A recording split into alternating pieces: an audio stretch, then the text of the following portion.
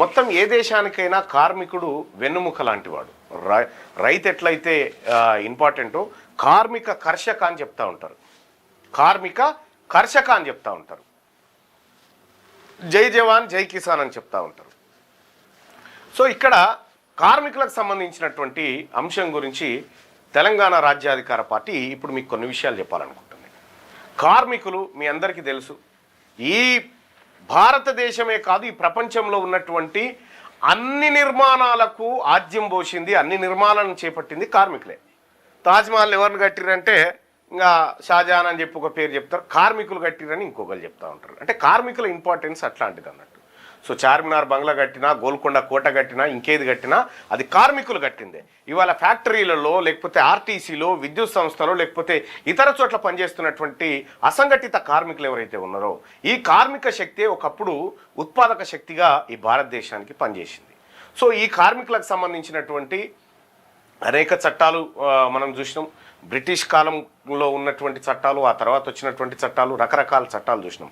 Auto కార్మికుడు కావచ్చు, cab కార్మికుడు కావచ్చు, లేకపోతే విద్యుత్ కార్మికుడు కావచ్చు, అన్ని రకాల కార్మికులు వివిధ కంపెనీల్లో పనిచేస్తున్నటువంటి కార్మికులకు సంబంధించి. సో దాదాపు చాలామంది ప్రజలు ఈ కార్మిక రంగం పైన జీవనోపాధి పొందుతూ ఉన్నారు.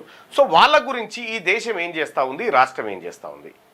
ఎందుకు ఈ కార్మికుల అంశం అనంటే ఇది ఫక్తు మా పార్టీకి సంబంధించినటువంటి ఈ సింబల్లోనే మీరు చూడొచ్చు. ఈ ఏదైతే ఈ చక్రం ఉందో ఇది కార్మికుడి సింబల్ కోసం తీసుకొచ్చింది, ఇదేమో రైతన్న కోసం. కార్మికులు కర్షకులు కలిసి చేస్తున్నటువంటి యుద్ధమేగా ఈ పిడికిలుగా తీసుకొచ్చింది. ఇదే ఒరిజినల్గా కార్మికులు కర్షకులు సంబంధించినటువంటి కార్మికులు కర్షకులకు సంబంధించినటువంటి పార్టీగా దీన్ని మీ ముందుకు తీసుకురావడం జరిగింది. ఈ పార్టీ సింబల్ వెనుక ఇంత చరిత్ర ఉంది. సో కార్మికులు కర్షకులతో కూడినటువంటి ఒక సింబల్ ఇది. సో దీంట్లో కత్తెర గుర్తు మీ అందరికీ తెలుసు, పనిముట్టు.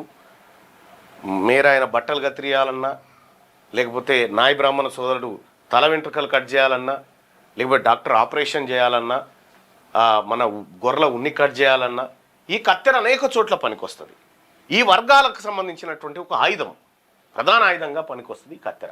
సో ఇట్లా ఈ పార్టీ చేసినటువంటి ప్రతి కార్యక్రమానికి ఒక హిస్టారికల్ చరిత్ర ఉండేలాగా చాలా జాగ్రత్తగా దీన్ని డిజైన్ చేయడం జరిగింది. ఇది కార్మికులకు కర్షకులకు సంబంధించి.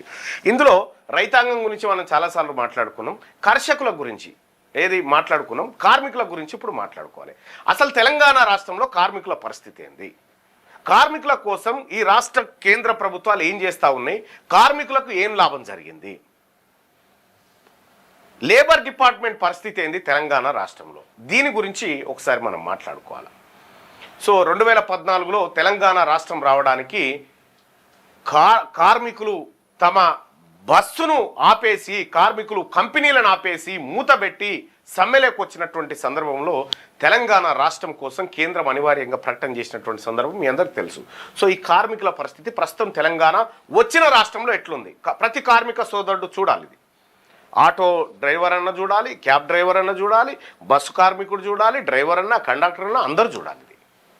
ఎందుకంటే మనకు రావాల్సినటువంటి సొమ్ము తాపీ మేస్త్రి దగ్గర నుంచి మొదలు పెడితే, తాపీ మేస్త్రి లేకపోతే సెంటరింగ్ కొట్టేటువంటి మేస్త్రి వీళ్ళందరూ కూడా మీరు చూడాల్సింది. ఈ దేశంలో ఈ సంపదలో మీకు ఎక్కడ వాటా దొరుకుతూ ఉంది, ఎంత వాటా దక్కాలి, ఎంత దక్కుతూ ఉంది, బడ్జెట్లలో ఈ అసంఘటిత రంగంలో పనిచేస్తున్నటువంటి కార్మికులు కానీ ఇతర కార్మికుల కోసం ఈ రాష్ట్ర కేంద్ర ప్రభుత్వాలు ఏం చేస్తూ ఉన్నాయి, ఏం చెప్తా ఉన్నాయి, కంప్లీట్గా కార్మిక రంగాన్ని ఎందుకు నిర్లక్ష్యానికి గురి చేస్తూ ఉన్నాయి అనేది లెక్కలతో సహా ఇవాళ తెలంగాణ రాజ్యాధికార పార్టీ మీ ముందు పెట్టబోతా ఉంది. సో దానికి సంబంధించినటువంటి ఒక లెక్కనే ఇప్పుడు మనం చూడాల్సినటువంటి లెక్క. ఇది మీరు చూడొచ్చు. మరణించిన మరియు ప్రమాదాలకు గురైన కార్మికుల పరిహారం బీమాకు సంబంధించిన పట్టికలు మొత్తం టోటల్ను వరుస జత చేసి ఇక్కడ పూర్తి వివరాలతో చూడొచ్చు. మరణించిన ప్రమాదాలకు గురైన కార్మికులకు పరిహారం అంటే ఒక కార్మికుడు ప్రమాదవశాత్తు చనిపోతే అతని కుటుంబానికి రావాల్సినటువంటి బెనిఫిట్స్, కాంపెన్సేషన్స్ లేకపోతే ఇతర ఇన్సూరెన్స్ సౌకర్యాలు ఏవైతే ఉన్నాయో ఆ విషయంలో ఏమేం జరిగింది అనేది ఒకసారి చూద్దాం. తెలంగాణ రాష్ట్రం వచ్చిన 2014-15లో అసంఘటిత కార్మికులకు సామాజిక భద్రత, వివిధ కార్మికులు పనిచేస్తూ ఉన్నారు కదా, వాళ్ళ కోసం 2014-15లో కేసీఆర్ ముఖ్యమంత్రిగా అయిన తొలినాళ్లలో 69,98,00,00,000 రూపాయలు బడ్జెట్ పెట్టిరు వాళ్ళ కోసం. పుట్టుకున్న వాళ్ళకి ఏమన్నా అయితే సాయం చేద్దాము, వాళ్ళ కుటుంబాలను నిలబెడదామనేటువంటి ఉద్దేశంతో 69,98,00,000 రూపాయలు అంటే 70 కోట్ల రూపాయలు వాళ్ళ కోసం పెట్టి ఎంత ఖర్చు పెట్టిరా అంటే 0 పైసలు, ఒక్క రూపాయి కూడా ఖర్చు పెట్టకుండా 100కు 100% నిధులను వెనక్కి తీసుకున్నాడు కేసీఆర్. కార్మికులారా వినండి, చూడండి, ఇది నా లెక్క కాదు, ఇది కంట్రోలర్ అండ్ ఆడిటర్ జనరల్కి సంబంధించినటువంటి లెక్క. 2014-15లో 100కు 100% నిధులను ఎగదనుకొని వెళ్ళిపోయారు. ఇక 2015-16లో చూస్తే 38,70,00,000 రూపాయలు అసంఘటిత రంగ కార్మికులకు సామాజిక భద్రత కోసం పెట్టిను. 38,70,00,000 పెడితే ఒక్క రూపాయి కూడా ఖర్చు చేయకుండా 38,70,00,000 రూపాయలు వాపసు తీసుకుండు మళ్ళా కేసీఆర్ ఈ అసంఘటిత కార్మికులకు కార్మిక రంగానికి చేసినటువంటి సేవలు చూడరు ఎట్లున్నాయో. ఇంకా ఇది అయిపోయిందా? 2014-15 అయిపోయింది, 15-16 అయిపోయిందిగా, 17-18 డాటా రాలేదు, 18-19 డాటా ఉంది.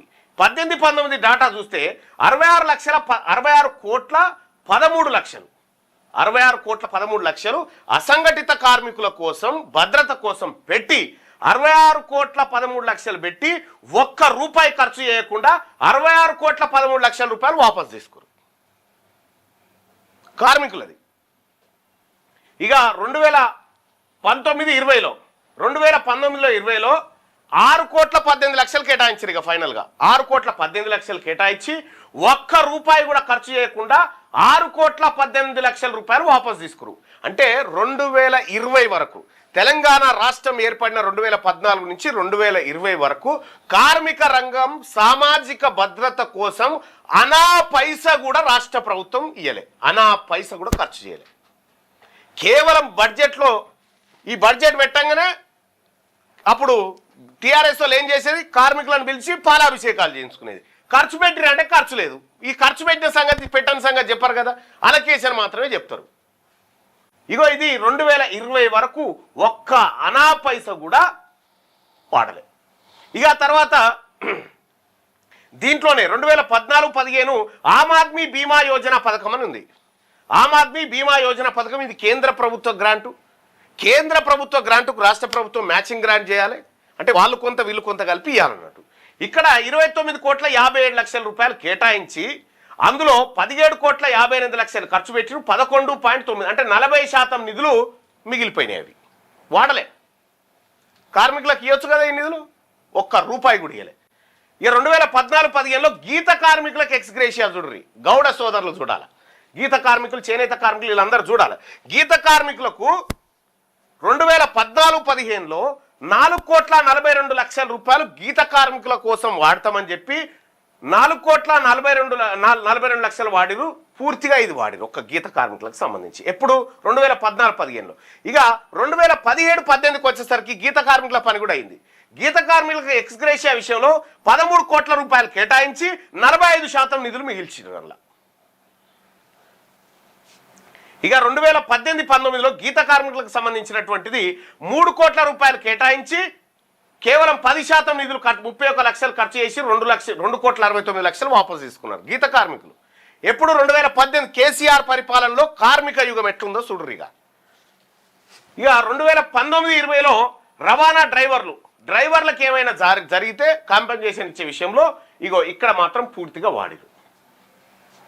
2023-24లో విపత్తుల్లో మరణించినటువంటి కుటుంబాలకు, అంటే ఏదైనా విపత్తు కారణంగా చనిపోయినటువంటి కుటుంబాలకు 5 కోట్ల రూపాయలు ఖర్చు చేసిరు. ఇది అయిపోయింది.